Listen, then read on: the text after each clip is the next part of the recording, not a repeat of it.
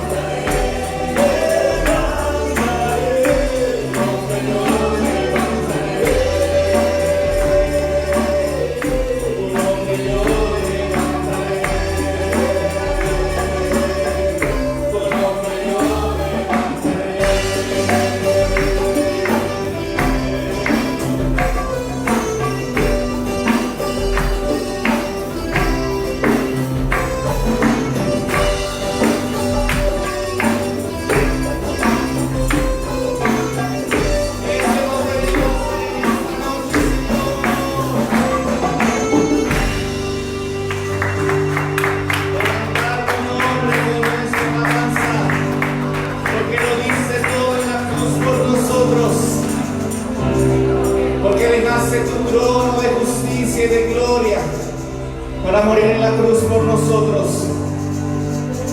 Cómo no alabarte, cómo no glorificarte y decirte, amamos tu presencia, Señor. Anhelamos tu presencia. Y si usted lo desea, iglesia, donde está en su corazón está ese gesto de levantar sus brazos al cielo y decirte, he venido a adorarte, he venido a bendecirte. Aunque el panorama parezca imposible en alrededor, yo sé que el mismo poder que te levantó de entre los muertos, ese poder es el Dios de lo imposible, el Dios que hace posibles todas las cosas.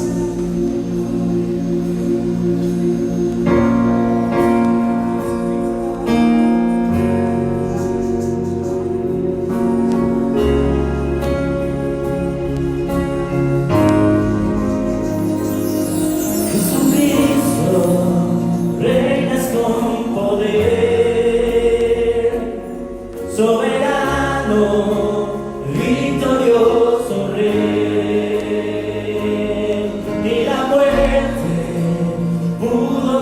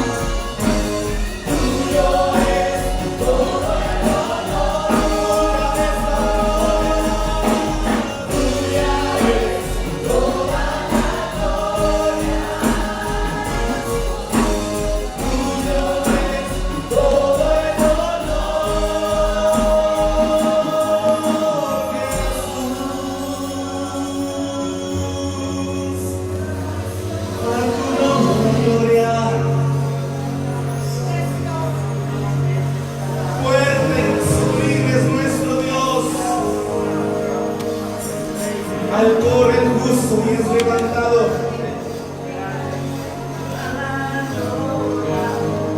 A eso nos hemos reunido, Señor,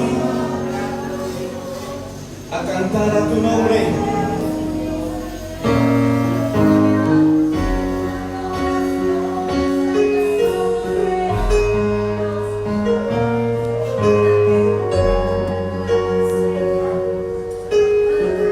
Y queremos, Señor, que como David cuando tocaba, las tinieblas eran esparcidas y traías alivio a la aflicción de Saúl. Así nos uses a nosotros.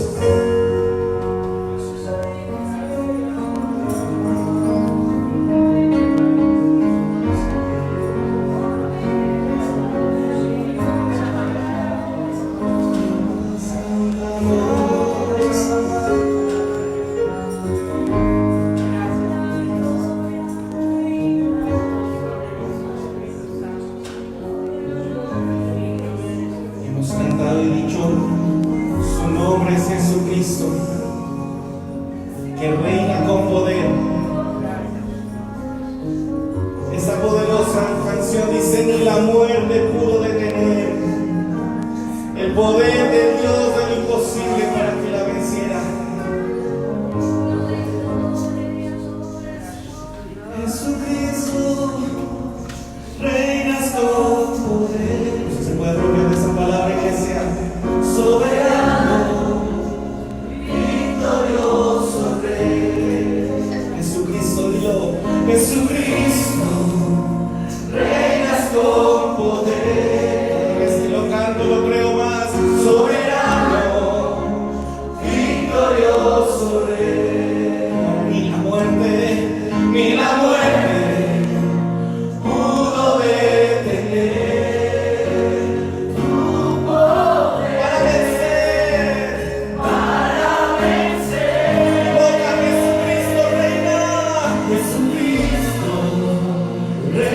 Con poder y las tinieblas son esparcidas. Soberano, victorioso Rey. Los demonios huyen y la muerte pudo detener tu poder para vencer. Por eso Dios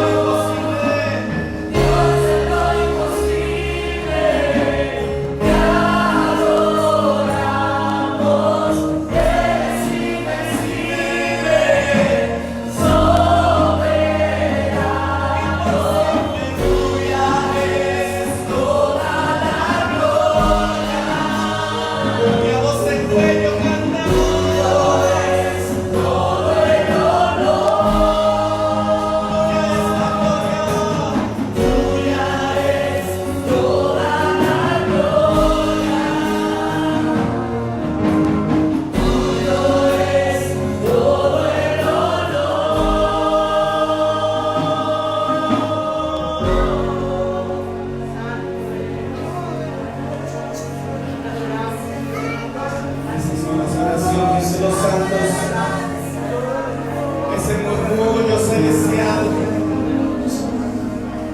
de esas lámparas que están encendidas en esta congregación, anhelando tu presencia. Esa es la ofrenda que hemos venido a darte en esta noche. Esa es la ofrenda, Señor, de tus amados hijos. Porque has sido bueno y misericordioso. Porque Él ha sido bueno. Porque Él ha sido misericordioso. Porque Él ha sido tu proveedor. Porque Él ha sido tu sanador. porque Él es el león de Judá que se levanta por su iglesia, y por eso podemos dar, Señor, a ti toda la gloria, toda la honra. Por eso podemos dar a ti, Señor, todo el honor. Por siempre nuestros labios habrá alabanza, por siempre nuestra boca habrá cantos de júbilo al Rey.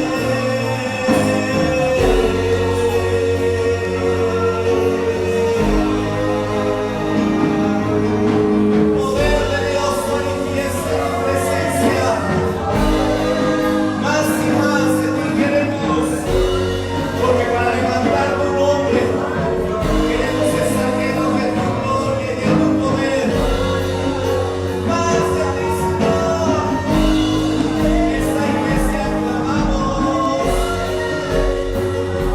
Más de ti, Señor. Más de ti, Señor.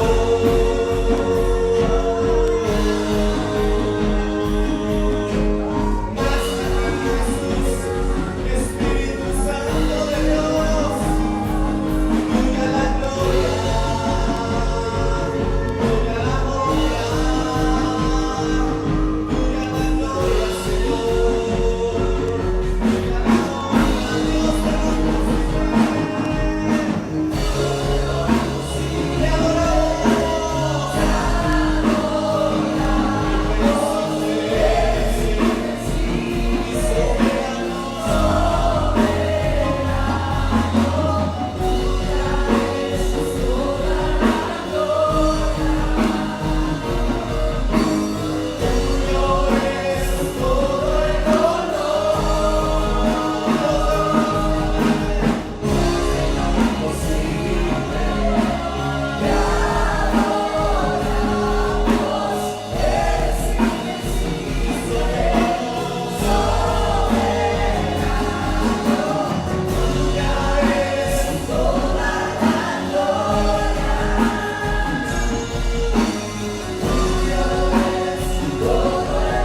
te queremos cerrar este tiempo dándote toda la gloria. Tuya es toda la gloria. Tuyo es todo el honor. Tuya es la gloria. Tuya es. Se le puede dar ese fuerte aplauso. Que se escuchen esas palmas dándole gloria.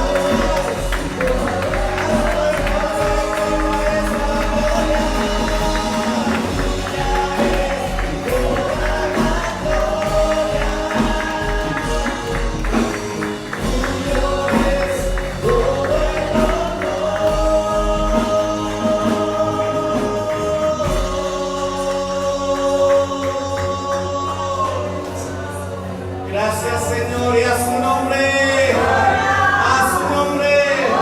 Dale ese fuerte aplauso a nuestro Dios en esta noche, porque su presencia está en este lugar.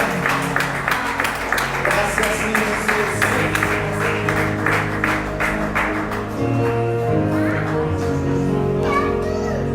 Te damos gracias, Señor, porque tu presencia, Señor, está en este lugar.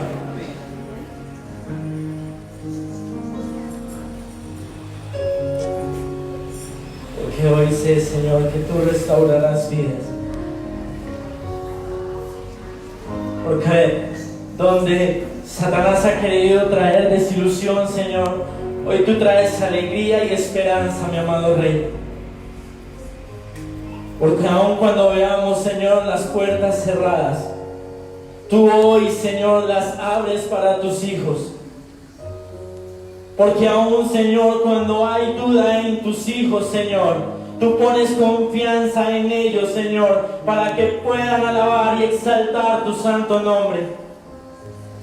Y hoy, Señor, te damos gracias. Infinitas gracias, mi amado Dios. Porque aún, Señor, cuando ha llegado el cansancio, ha sido tu mano, Señor, la que ha venido a levantar nuestras vidas y a recordar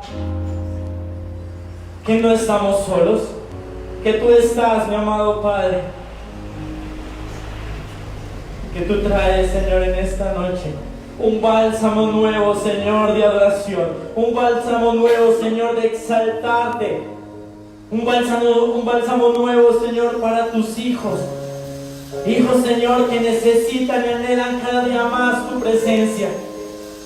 Ese es el tiempo, mi amado Rey, el cual tú, Señor, quieres moverte con libertad y tocar y tomar nuestras vidas y nuestros corazones. Por eso te damos gracias, Rey eterno.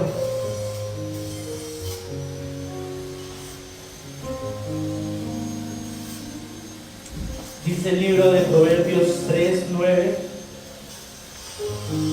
honra al Señor con tus riquezas y con lo mejor de todo lo que produces. Entonces Él llenará tus graneros y tus tinajas se desbordarán de buen vino.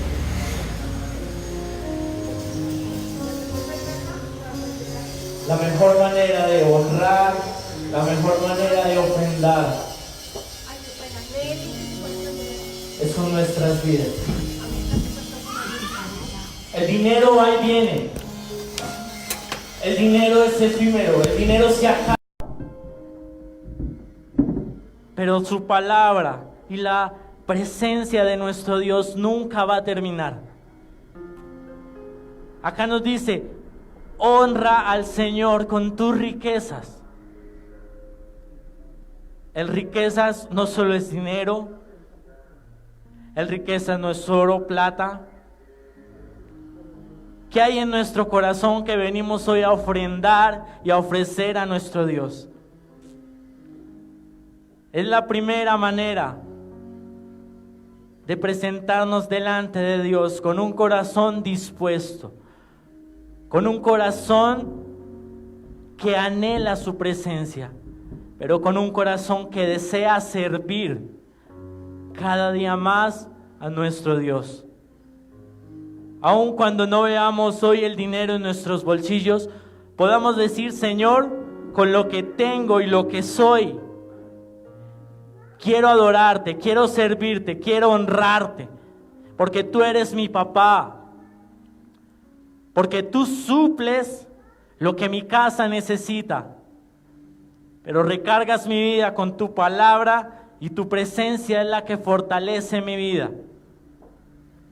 En esta noche, Señor, te doy gracias por cada lugar de trabajo, por cada empresa, por cada lugar en donde tus hijos, Señor, realizan una labor, esperando, Señor, ese pago, Señor, de nuestro trabajo. Hoy, mi amado Padre, te doy gracias porque nos permites llegar acá a tu casa.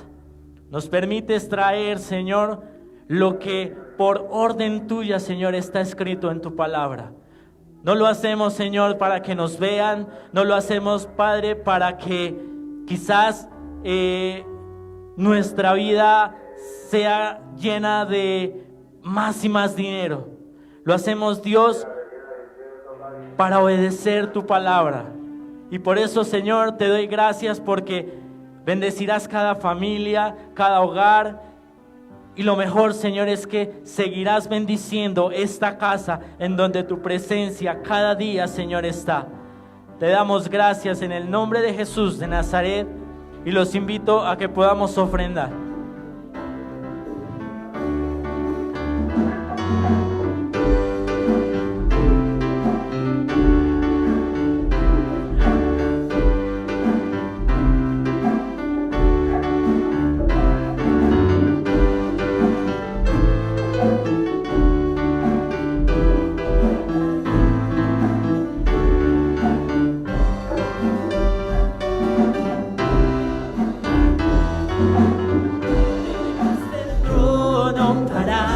Mostrarnos la luz de tu trono a la luz y mi verdad de la cruz a morir, de la muerte a tu trono, tu nombre yo levantaré.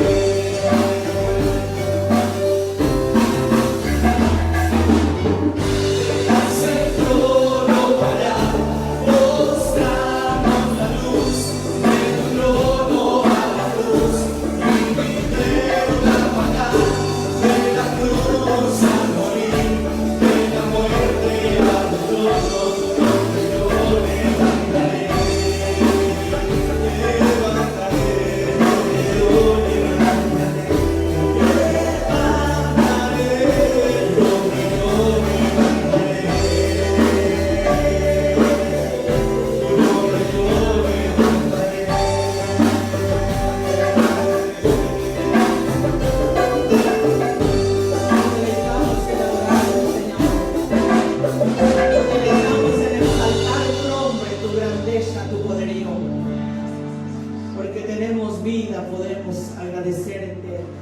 dándote toda la honra y la adoración. Gracias, Señor, por estar con nosotros y en nosotros. Gloria a Jesús. Saludando a la iglesia del Señor en este lugar, cada uno de ustedes bienvenidos para seguir en esta hermosa fiesta donde exaltamos al Todopoderoso, al Rey de Reyes y Señor de Señores. También agradecer a Dios por cada persona que nos está siguiendo a través de las redes sociales. Dios les bendiga ricamente. Son ustedes también parte de este mismo cuerpo en Jesucristo y nos gozamos en poder disfrutar estos momentos especiales de la cena con el Señor, donde Él trae alimento, mucho alimento a nuestra vida para ser fortalecido nuestro espíritu. Y sin más, en esta noche nuestro hermano Jason con el mensaje de la palabra viene siendo instrumento en las manos de Dios, y así todos unánimes, atentos y gozosos en ese consejo que Dios tiene para nuestra vida.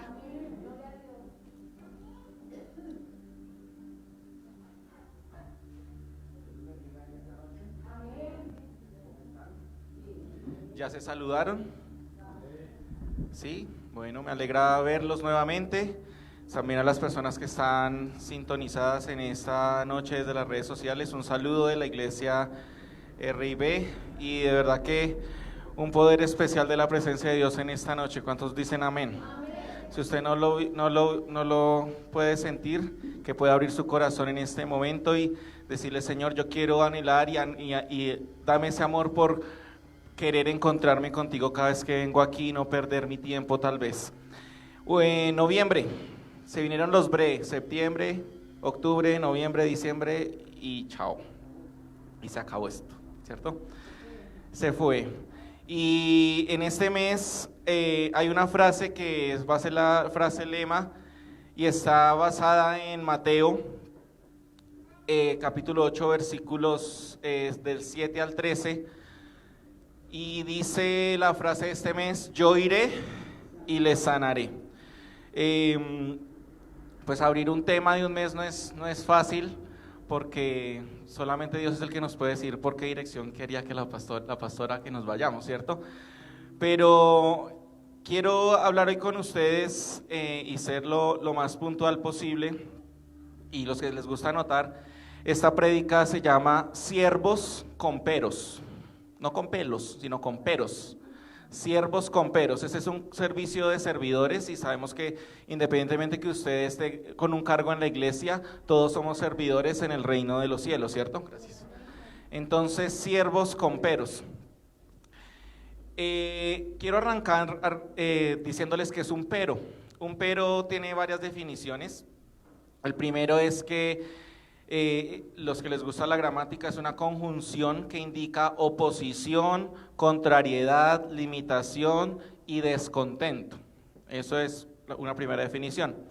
Otra definición de la palabra pero es que denota que un concepto se contrapone o se contradice a uno que había sido expresado anteriormente. Y una tercera dice que el pero es una palabra que introduce una oración que matiza, es decir, que le quita el brillo o que se opone a algo que ya había sido expresado antes. Y en la Biblia hay muchas personas que nos son contadas en las historias bíblicas. Los que de pronto no están muy familiarizados con la lectura bíblica, con la lectura de la Biblia, en la Biblia hay muchas historias que no son fantasiosas, sino son historias verídicas. Y esas historias están llenas de personas como usted y como yo. Y todas esas personas resulta que fueron usadas por Dios, y todas esas personas tenían un pero. Algunas que tenían 3 peros, otras tenían 1000 peros, y otra como usted y yo que tenemos millones de peros a veces. Sin embargo, esos peros no los limitó para experimentar el poder, el amor y la gracia de Dios en sus vidas y con lo que Él los había llamado a hacer. Resulta que en la Biblia me gusta creer más en Dios que creer en las iglesias, porque a veces las iglesias estamos llenos de personas que fallamos, ¿cierto?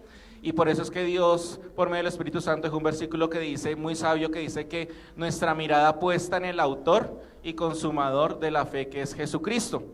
Y por eso yo amo tanto al Señor, porque en la Biblia Él demuestra que para Él es tan importante los grandes en la tierra como los pequeños. Los que para las personas y para la sociedad son los mejores y los más reconocidos, para Dios son importantes. Pero también Él dejó registrado que para Él y ante sus ojos, los pequeños, los que de pronto a veces pueden caber en la palabra de insignificantes, son también muy importantes. Y en estos siervos con peros, hoy vamos a mirar, pues no sé cuánto alcancemos, vamos a mirar algunos siervos que tenían muchos peros, pero que aún así alcanzaron la misericordia de Dios. Y quiero que vayamos al primero, que está en Mateo capítulo 8, versículos 7. Ese es el tema o la porción bíblica base de este mes. Resulta que esa porción dice la fe de un oficial romano. Dice el versículo, vamos a leer desde el 5. Cuando Jesús regresó a Capernaum, un oficial romano se le acercó y le rogó y le dijo: Señor, mi joven siervo está en cama paralizado y con terribles dolores. Iré a sanarlo, dijo Jesús. O yo iré y le sanaré, dijo Jesús. Mire en el versículo 8.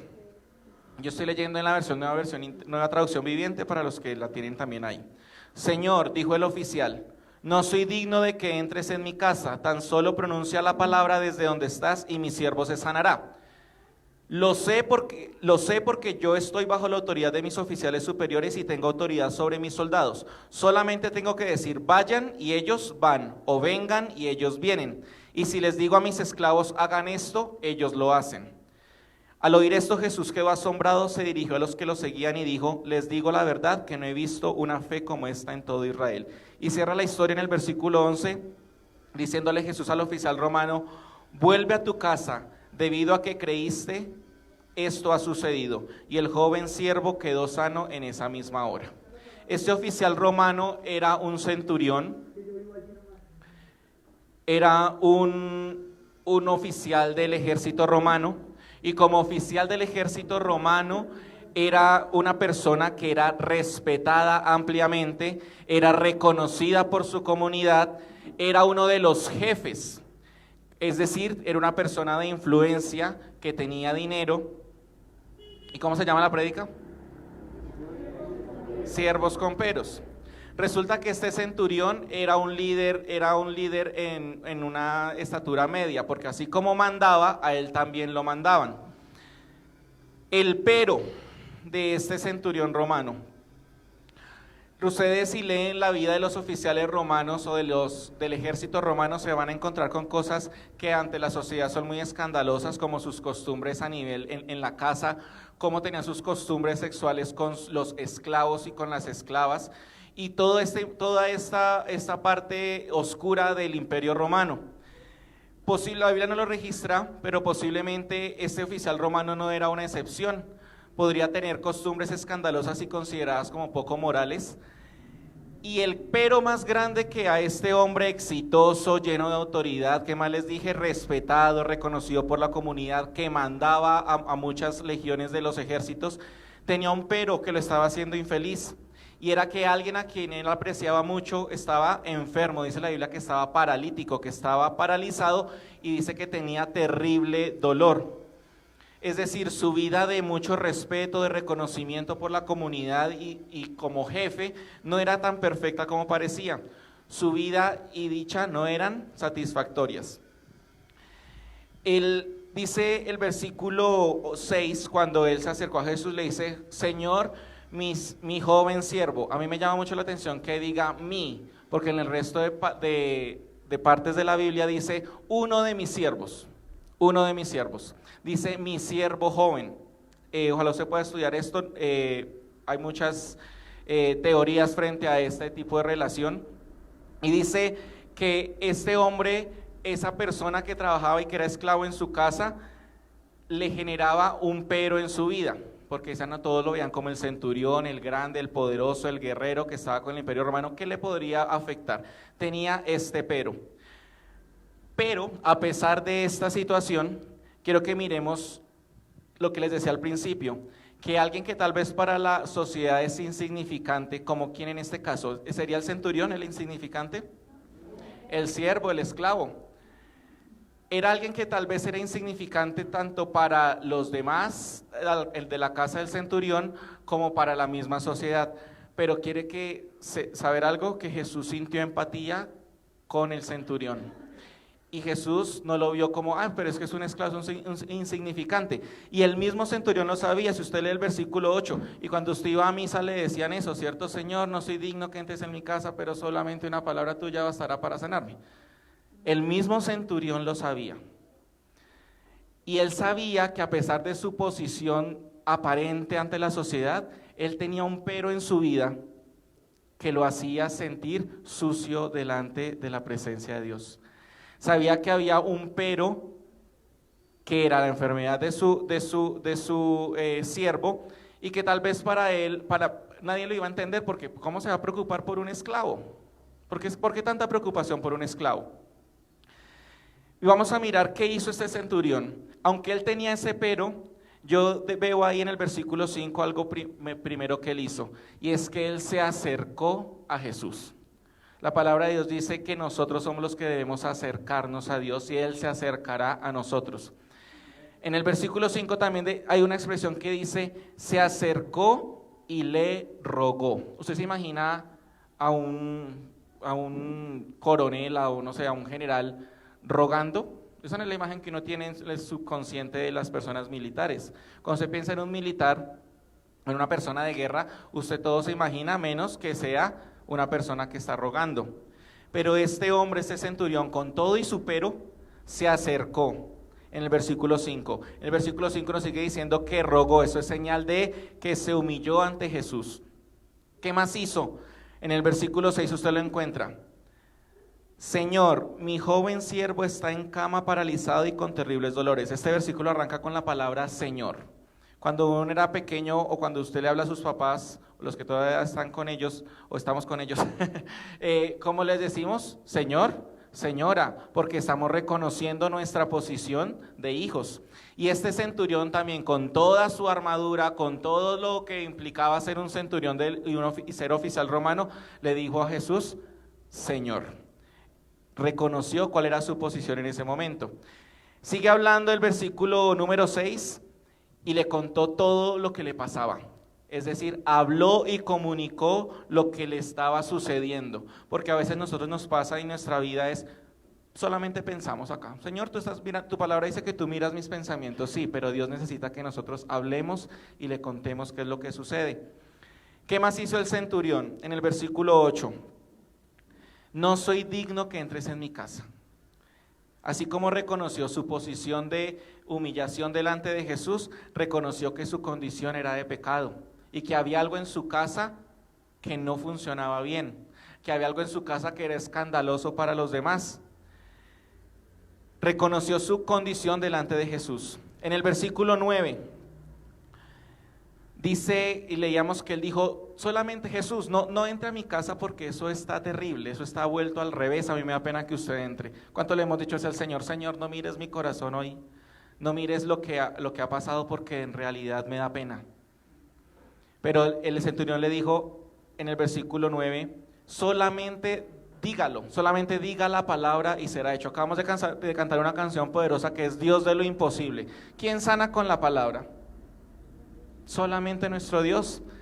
Entonces, este centurión en sexto lugar, ya les he dicho que se acercó, segundo se humilló, tercero reconoció su posición, cuarto habló y comunicó lo que pensaba, quinto reconoció su condición, en sexto lugar conocía el valor de dar la palabra, y eso es algo que en nuestra sociedad está muy subvalorado.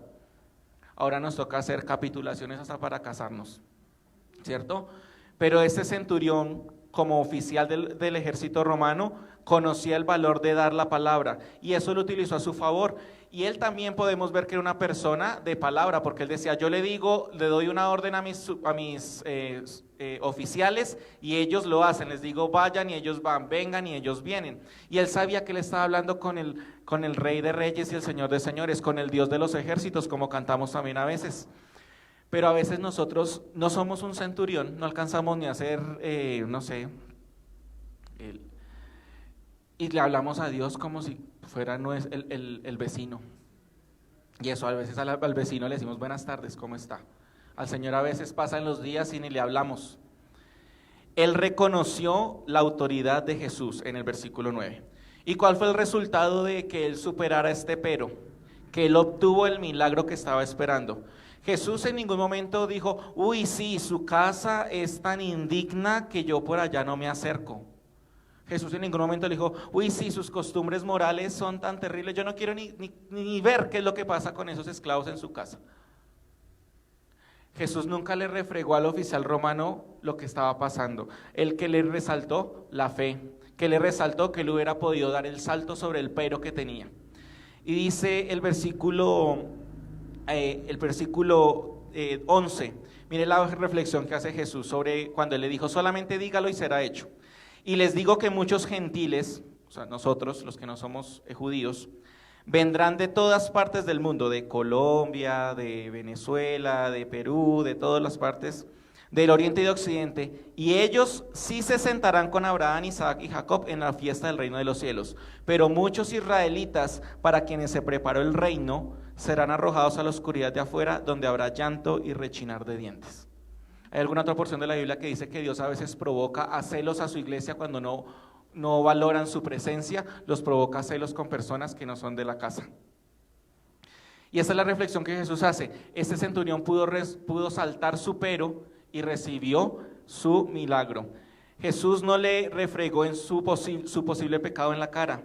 Y Jesús le dio importancia a ese, abro comillas, insignificante siervo que tenía en la casa.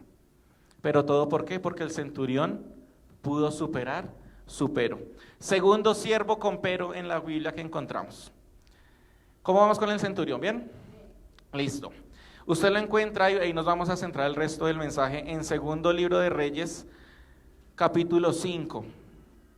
Segundo Libro de Reyes, capítulo 5.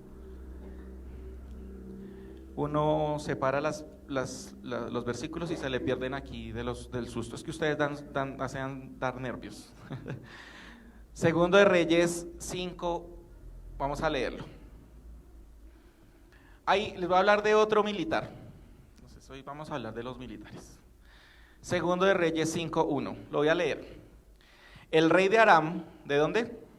De Aram, o sea, un lugar. Sentía una gran admiración por Naamán. Ese es nuestro segundo personaje. ¿Cómo se llamaba? Naamán, el comandante del ejército, porque el Señor le había dado importantes victorias a ese lugar, a Aram, por medio de él. Pero era un poderoso guerrero, pero era leproso. Vamos a leer en esta versión que aquí está un poco más claro. Naamán, vamos a mirar las características de Naamán. Ahí trate de achinar los ojos para que pueda ver. Primera característica general del ejército. O sea, vivía bien. Era que varón grande delante de su señor, o sea, del rey. Segunda característica. Tercera, lo tenía en alta estima, porque por medio de él había dado Jehová salvación a Siria. ¿Quién había dado la victoria? ¿Cuál? Naamán. El Señor a través de Naamán. Era o sea, Naamán, hombre, otra característica, valeroso. ¿Qué dice ahí? En extremo. O sea, no era cualquier valiente así que venga, yo me enfrento a un ladrón. No, dice valeroso en extremo. Y yo les dije que era un pero, algo que anulaba todo lo que se decía primero para darle más prioridad a lo que se decía de último. ¿Se acuerdan en la primera definición? Y dice, pero, que me lo cambiaron, pero era leproso. Es decir, de nada aparentemente parecía servir que fuera hombre poderoso en batalla, que fuera valiente en extremo, que fuera de alta estima ante el rey, que le hubiera dado muchas victorias a Siria, que fuera grande delante de su señor, porque era leproso. ¿Cuál es nuestro pero? Este era un hombre de gran admiración, comandante victorioso, era un canal de bendición para Siria, era poderoso guerrero, pero todo eso queda anulado porque era leproso. Y así nos pasa a veces en la iglesia. El hermano ora, el hermano ayuna, la persona es una persona muy fiel en la iglesia, es una gran persona que nos gusta abrazar, que nos gusta saludar, que es un instrumento de bendición en la iglesia, que es un hijo ejemplar, un padre ejemplar, que es una persona que nos gusta estar con ella porque transmite la presencia de Dios, pero es de mal genio. Y ahí ya la anulamos. Pero no sé, es como medio amargado. Naamán también era siervo del rey, pero a su vez también gobernaba sobre otros. Les decía que la definición de pero dice claramente que anula todo lo anterior. Este Naamán le había traído muchas victorias a Siria, pero él mismo sabía que tenía un pero y se avergonzaba. Sigamos leyendo. Versículo 2. En ese tiempo los saqueadores arameos habían invadido la tierra de Israel. Pero antes de pasar allá, para pasar al siguiente, este Naamán, siendo todo un ¿qué? ¿Cuál era la profesión de él? Era un general. Él, yo me imagino que trataba de ocultar bajo su armadura que se le estaba cayendo un dedo, o que posiblemente ya no tenía nariz, por los que han leído sobre la enfermedad de la lepra. Fue un general, pero primero también aceptó y decidió ser siervo y obedecer. Ahorita vamos a leer la transición del carácter de Naamán. Tanto fue transformado su carácter y tanto fue transformada su vida, no solamente frente a su enfermedad, sino que sino también su carácter, que el mismo Jesucristo en Lucas 4:27 admira algo y hace denominación a Naamán. En Lucas 4:27 nos dice que Jesús estaba hablando y decía que en la época de Eliseo, es decir, esta donde vivió Naamán, lo tenemos, y muchos leprosos había en Israel en el tiempo del profeta Eliseo, o sea, cuando vivió Naamán. Pero ninguno de ellos fue limpio, sino Naamán el sirio. O sea, Naamán en su historia de vida jamás había visto que un leproso se sanara. Y superó. Yo tengo una vida hecha, diría Naamán, pero soy leproso. Y cuando él superó este pero y él dijo, no, yo tengo que hacer algo, entra entonces el versículo número 2. Y vamos a nuestro tercer personaje, otro siervo, ahí en el versículo número 2. En ese tiempo, los saqueadores arameos habían invadido la tierra de Israel, y entre sus cautivos se encontraba una muchacha a que habían entregado a la esposa de Naamán como sirvienta o como criada. Entonces, otra sierva. O sea que no es solamente hombres. Otra sierva. Y esta muchacha me llama la atención, y ese es nuestro tercer personaje, la muchacha cautiva. Era sierva, era esclava. ¿Quién vive feliz así? O sea, a veces nosotros, porque nos toca cumplir un horario, nos sentimos los más desdichados del mundo, que coger Transmilenio, levantarme a las 4 de la mañana, llegar a las 6 otra vez, hacer el almuerzo para mañana, y hágale, y sentimos que la vida empieza a perder sabor. Y esta muchacha sigue leyendo, sigamos leyendo. Entonces la habían capturado, obviamente me imagino que en una captura no es que la cogen, venga, me hace el favor y vamos para Siria. No, yo me imagino que fue algo violento, y la habían entregado como criada a Naamán, que era a la esposa de Naamán. Y dice el versículo 3, cierto día esta muchacha le dijo a su ama, si mi amo Naamán tan solo fuera a ver al profeta de Samaria, él lo sanaría de su lepra. Yo no veo en ninguna parte que ella dijera, este desgraciado Naamán ojalá se muera porque me tiene un yugo terrible, bien hecho que tenga esa lepra. O esta señora que se cree como yo, no, pues yo sí sé que Eliseo la puede sanar y que Dios la puede sanar, pero bien hecho que le vaya así de mal en la vida. ¿Les suenan familiares esas palabras a veces cuando la vida no nos sonríe como queremos? ¿Cómo hablamos de nuestros superiores? ¿Cómo hablamos nosotros de las personas que están por encima de nosotros? ¿Cierto? Yo no veo en esta parte que nos dijera que la muchacha esclava era una resentida, que era una rencorosa, que era una resentida social. No veo tampoco por ninguna parte que dijera que ella culpaba a Dios de su desgracia. Dios, si yo hago parte de los israelitas que son tu pueblo, ¿por qué me pasa esto? ¿Por qué permites que yo venga a ser una criada más en el reino, aquí en Siria? Algo que me llama la atención es que ella jamás olvidó que el gozo de Dios vivía en ella. Y que a pesar de la posición que tenía insignificante para la sociedad, ella sabía que era hija del Rey de Reyes y del Señor de Señores, que ella sabía que había un Dios en Israel que podía sanar a su amo. Ella nunca olvidó de dónde la había sacado el Señor. Y a veces a nosotros, a todos nos pasa que sentimos y permitimos que Satanás ponga en nuestros oídos cosas como: ese trabajo que usted tiene, ¿qué? Tan insignificante.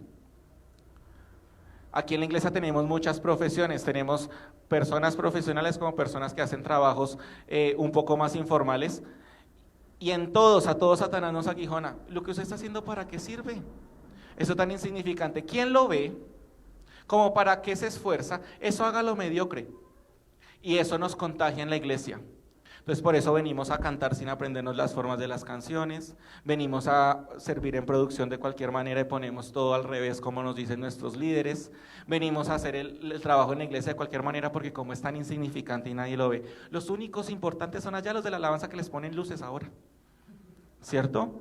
Pero no, esa no es la función que Dios quiere que nosotros tengamos. Esta muchacha, a pesar de ser esclava, ella no permitió sentirse insignificante, porque ella sabía quién habitaba en ella. Usted y yo sabemos quién habita en nosotros. Y esta muchacha me generó tanto impacto, porque también puedo ver que ella tenía un buen testimonio con sus jefes, o con sus amos en ese entonces. Porque ella tenía la oportunidad de decirle a su ama: es que hay una persona, un profeta en Samaria, y podría sanar a mi amo. Y dice la Biblia que no le hicieron caso, que la ignoraron. Esta que ni siquiera se levanta temprano para llegar a trabajar, ¿qué le vamos a tomar en cuenta? O esta que ni siquiera hace lo que le estamos mandando. ¿Sí dice eso la Biblia? ¿No saben la historia? Bueno, yo les cuento. El versículo 4 dice que inmediatamente Naamán le contó eso al rey. O sea, mire hasta dónde llegó la influencia de esa insignificante sierva. Naamán le contó al rey lo que había dicho la joven israelita o la muchacha cautiva. Y el testimonio de ella tenía tanta credibilidad que el mismo rey le dijo a Naamán: bueno, váyase ya para el profeta, yo le escribo cartas de una vez, cartas de presentación para ese rey, váyase al rey de Israel. Y mire lo que dice el versículo número 5 en la parte B.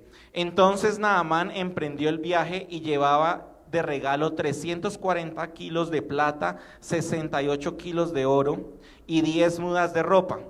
También llevaba la carta para el rey de Israel diciendo: mediante esta carta presento a mi siervo Naamán y quiero que lo sanes de su lepra. O sea, era una orden. El rey de Siria mandándole al rey de Israel que sanara al oficial de su ejército. Y Naamán se fue todo orgulloso. ¿Se acuerdan que él era el general? Entonces se fue.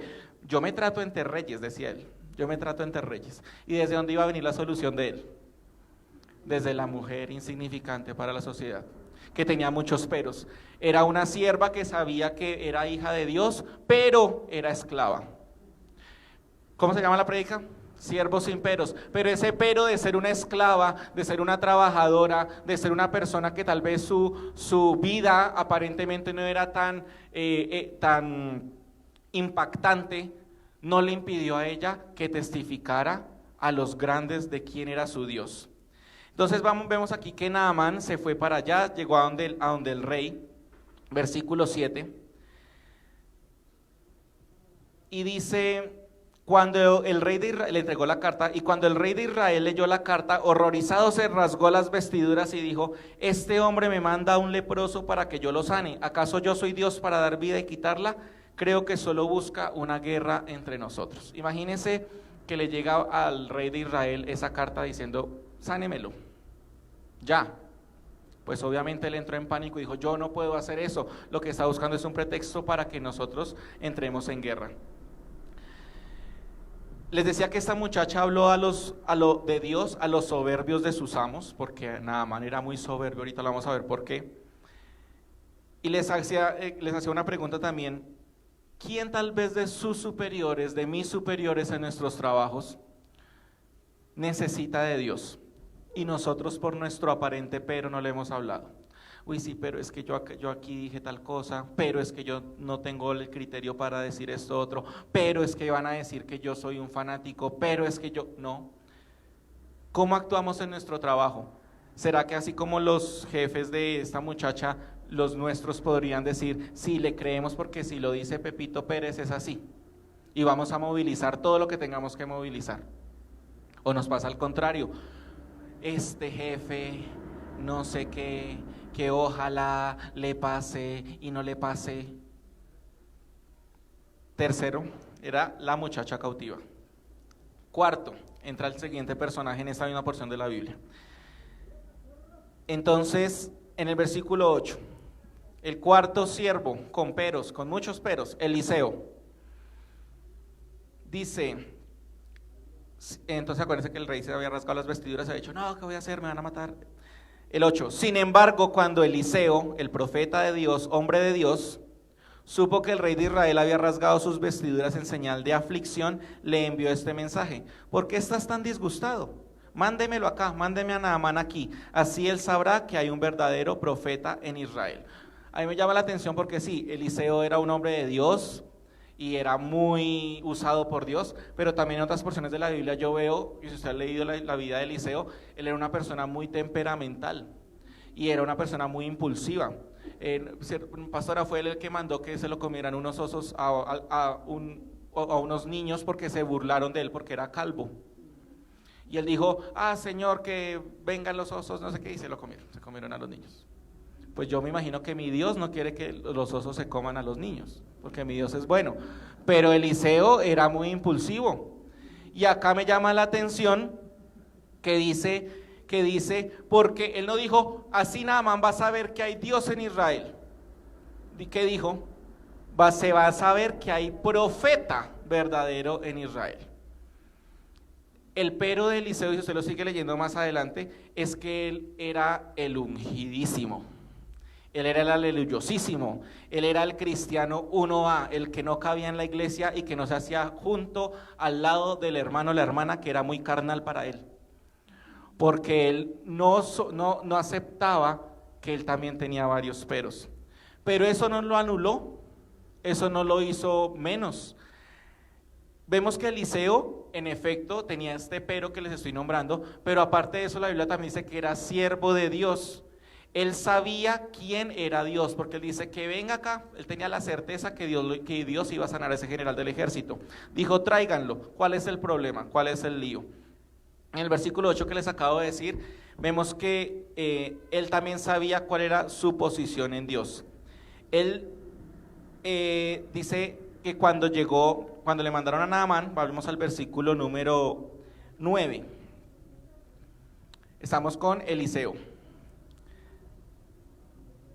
Entonces Naamán, acuérdense, el general con lepra, fue con sus caballos, con carros de guerra, con todos los regalos, todo lo que se había llevado para allá, y esperó frente a la puerta de la casa de Eliseo. O sea, él no se rebajó ni siquiera a bajarse del caballo, porque él era don Naamán. Y entonces don Naamán no se podría mezclar en la casucha de un profeta. Pero entonces a mí me llama la atención que Eliseo, a veces Dios coge nuestras debilidades y las vuelve fortalezas. Y Eliseo se daba su aire de importancia. Y entonces dice el versículo número 10, pero Eliseo le mandó a decir, o sea, ni siquiera salió, le mandó a decir, ni siquiera con la esposa o con alguien de la familia, sino con quién. Y ahí viene nuestro siguiente personaje, el otro siervo con peros. Con el siervo, con su sirviente, le mandó a decir a don Naamán con toda su majestuosidad, caballos y miles y millones de kilos de oro y plata. Le dijo, vaya y se lava 7 veces en el río Jordán, y su piel se va a restaurar y sus lepras se va a sanar. Y siguió almorzando. ¿Cierto? Decía alguien, no abran porque estoy almorzando. Y se daba su aire de importancia. Pero esto no lo anuló para hacer la obra de Dios y el milagro de Dios en la vida de Naamán. Entonces, Vemos acá el siguiente, que es el siervo de Eliseo. Vamos a analizar un poquito este siervo. El siervo de Eliseo se llamaba Gesi y lo encuentra más abajo en los siguientes versículos que pueda leer en su casa. Me llama la atención de este siervo porque él también tenía un pero, y usted lo va a leer en su casa, que era el pero de la ambición. Y a pesar de este pero, pues sí, me llama la atención que él llevó el mensaje como era a Naamán. Yo me imagino este siervo, acuérdese que en ese momento los siervos eran personas insignificantes entre la sociedad, irse a parar frente a toda esa comitiva que traía Naamán. ¿Cómo se sentiría ustedes que creen?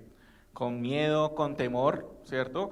Como le voy a hablar a este general que es del otro reino, pero me llama la atención que él fue muy valiente para pararse ante este ejército de Naamán el sirio, y entregó el mensaje como era. Le dijeron 7 veces, ¿y él cuántas veces dijo? 7 veces, así como usted y yo hacemos el servicio en R&B, que la pastora nos dice es así, y así lo hacemos, que usted su líder le dice es así, y así se hace, ¿no? Digan amén que sí, ustedes todos somos muy juiciosos. Entonces, me llamaba mucho la atención, y la pregunta es, ¿cómo hacemos nuestro trabajo? Así como este siervo de Eliseo, damos la razón completa, damos el mensaje verídico, damos el mensaje como es. Entonces dice que Eliseo le mandó a decir con este mensajero: vaya y se lava 7 veces en el río Jordán, y entonces su piel quedará restaurada y se sanará de su lepra. Vemos el versículo 11, todos están ahí, pueden irlo mirando en la pantalla. ¿Qué pasó? Como obviamente a don Naamán, que estaba acostumbrado a tratarse de rey a rey, ¿cierto? Entonces él se sintió totalmente ofendido. Y dice el versículo 11, Naamán se enojó mucho y se fue muy enojado y muy ofendido. Y empezó a decir, yo creí que el profeta iba a salir a recibirme. Esperaba que él moviera su mano sobre la lepra e invocara el nombre del Señor su Dios y me sanara. Lo que pasa es que él se le olvidó que no es a la manera nuestra, sino a la manera del Señor. Y a veces nosotros somos un poco atrevidos y le decimos, Señor, es que usted tiene que hacer mi vida así. Luego cuando yo tenga tantos años yo quiero que usted haga esto. Luego lo siguiente. Y si los planes de Dios no son así, entonces nosotros somos don Naamán 2. Nos salimos y nos retiramos ofendidísimos. Dice el versículo 12, ¿acaso los ríos de Damasco, el Albaná y el Farfar no son mejores que cualquier río de Israel? Y nada más ni nada menos que lo mandó bañarse en el río Jordán, que si usted lo lee el río Jordán, siempre ese río ha sido horrible, cochino, sucio. Bogotá 2, en el oriente. Y lo mandaron a zambullir allá. ¿Acaso los ríos de Damasco no son mejores que cualquier río de Israel? ¿Por qué no puedo lavarme en uno de ellos e igual sanarme? Así que Naamán dio media vuelta y salió enfurecido. Y ahí podría acabar la historia, porque su orgullo y su altivez no lo dejaban ver. Pero llegan los últimos siervos con peros, que vamos a ver en esta noche. Y entran los siervos de Naamán. Los siervos de Naamán, dice el versículo 13, sus oficiales trataron de hacerle entrar en razón y le dijeron, Señor, si el profeta le hubiera pedido que hiciera algo muy difícil, ¿usted no lo hubiera hecho? Así que de verdad debería obedecerlo, cuando simplemente le dijo, vaya, se baña y se cura. Ese papel de los siervos de Naamán, siervos también con muchos peros, porque ustedes saben que en ese momento los oficiales y las personas pertenecientes al ejército pues eran personas despiadadas, tenían muchos peros tal vez estos servidores, estos siervos. Pero aquí me llama la atención que ellos eran pacificadores. Y así es como nosotros como iglesia también debemos ser. No ayudar a echar leña al fuego, ni en la casa, ni en la iglesia. Si es que cómo se les ocurre hacer eso. Si es que mi líder está, pero mejor dicho, totalmente desfasado en lo que está haciendo. No ayude mucho. Oremos por ellos. Si a usted no le gusta algo de sus líderes, ore por nosotros. Tal vez Dios lo llame a usted y usted lo pueda hacer mejor. Tal vez así como estos milagros que hemos visto, Dios lo pueda a usted utilizar en mejores cosas. Pero me llama la atención que este grupo de siervos de Naamán también superaron su temor, porque yo me imagino que tener a Naamán de jefecito no era nada agradable. Y dice que ellos trataron de hacerle entrar en razón. Y esa también es una cualidad que el Señor puede poner en nosotros. Y es a las personas que son difíciles de tratar, saberles cómo decir las cosas bajo la unción del Espíritu Santo.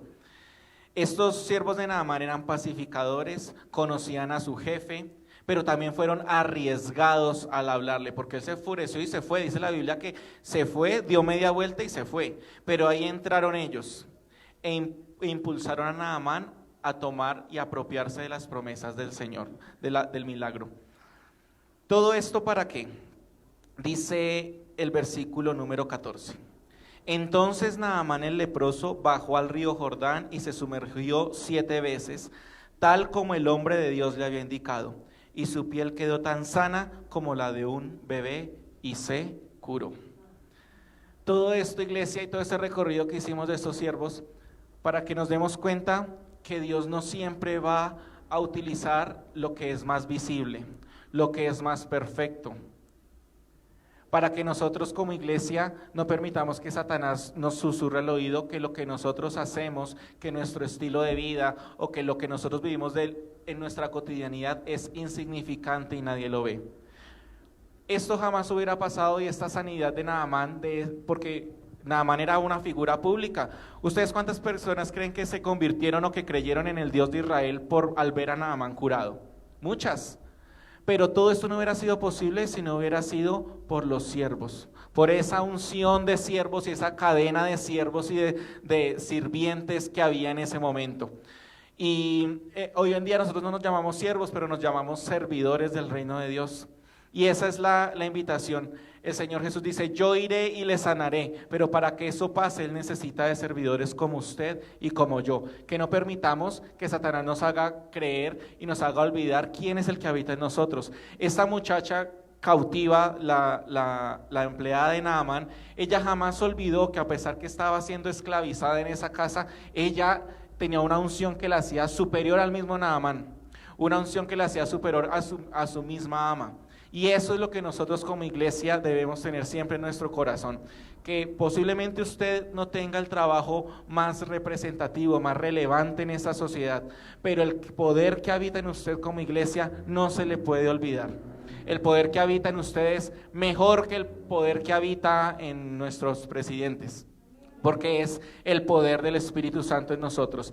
Y esta cadena, si usted la analiza, no nos enfocamos tanto en las grandes figuras. Nos enfocamos en aquellas personas y aquellos siervos que a pesar de todos sus peros, como los que tiene usted y como los miles que tengo yo, porque muchas veces decimos, los que nos paramos aquí al frente a veces somos los menos indicados. Yo le decía: Señor, tú sabes que yo soy el menos indicado para estar allá, pero así le place a Él, porque no hay pero que valga en la presencia del Señor. Su pero y mi pero, o nuestros múltiples peros, son superados por el amor y la misericordia de Dios. Esta cadena fue generada, o esta cadena de servidores y de siervos, generó el milagro más grande en la vida de Naamán. Su cuerpo fue sano, su lepra fue sana, pero también su carácter fue sano, porque mire lo que dice el versículo número 15, y ya para terminar.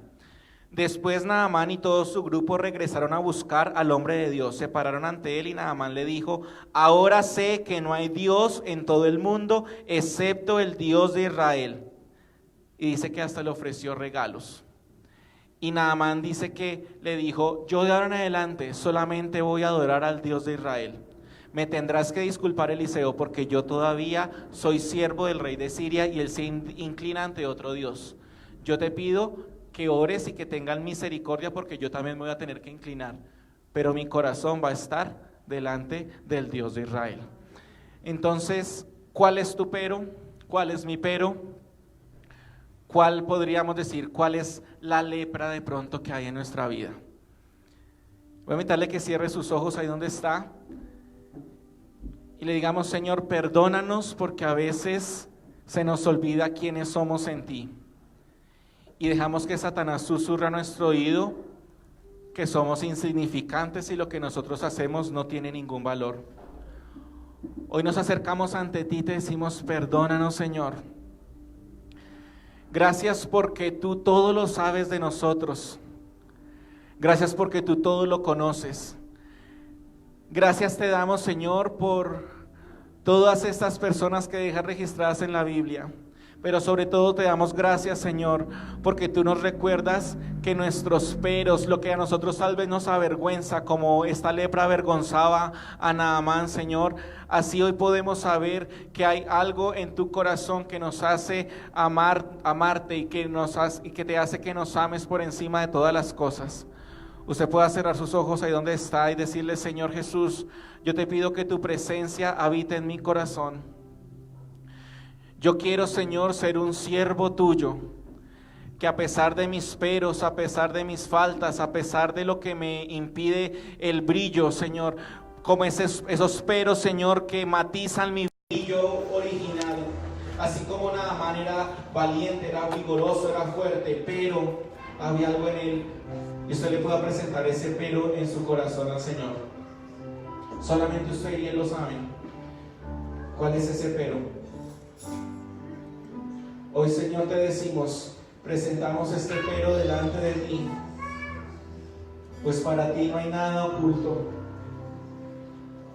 para ti no hay nada que pueda pasar por alto, pero aún así estamos en esta noche, en este lugar, y hemos venido a darte la gloria y darte la honra.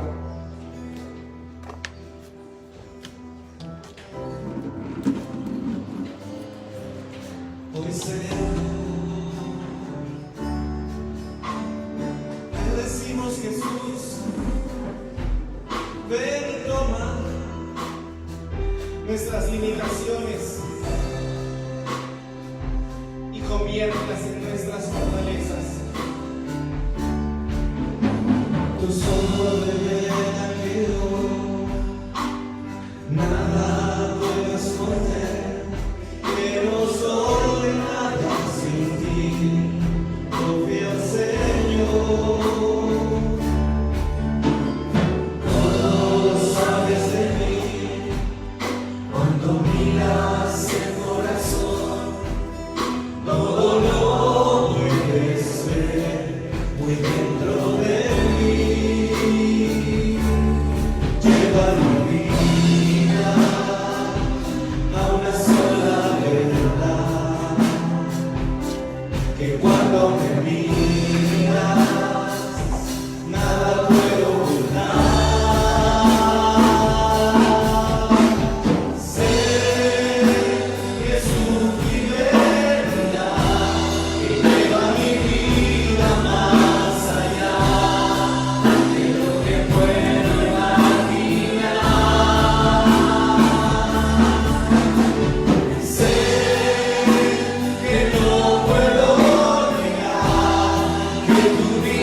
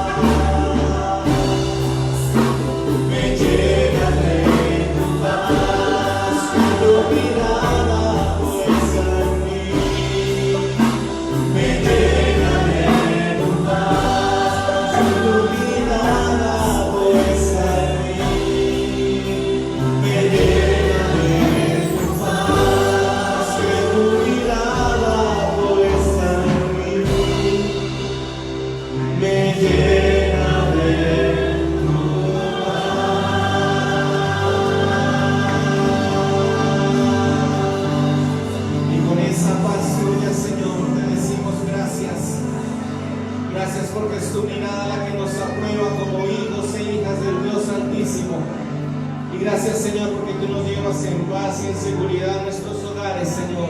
Guarda nuestra salida y nuestra entrada y permítenos ver la luz de un nuevo día en victoria en Cristo Jesús. Amén y amén. Iglesia, bendiciones, un abrazo para todos. Los esperamos el próximo domingo en este lugar a las 10 de la mañana. Las personas que estuvieron conectadas también un abrazo.